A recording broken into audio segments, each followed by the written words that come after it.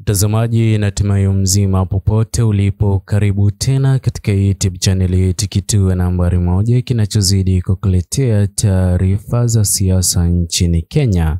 Naam, mtazamaji, leo hii moja taarifa inayozidi kugonga vichwa vya habari katika taifa hili la Kenya ni kuhusiana na gari la afisa wa polisi ambalo limeweza kuhusika katika ajali mbaya barabarani. Hatua hii imeweza kuibua gumzo katika mitandao ya kijamii.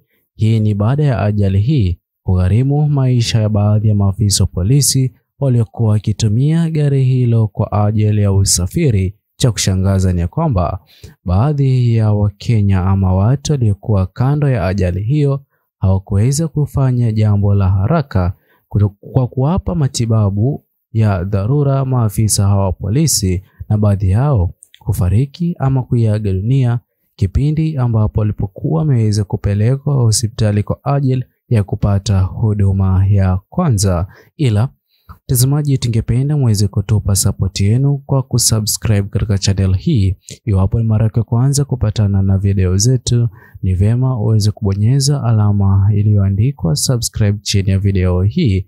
Iwapo utaweza kufanya hivyo, basi utakuwa umeweza kutupa support kubwa, nasi hapa tutashukuru.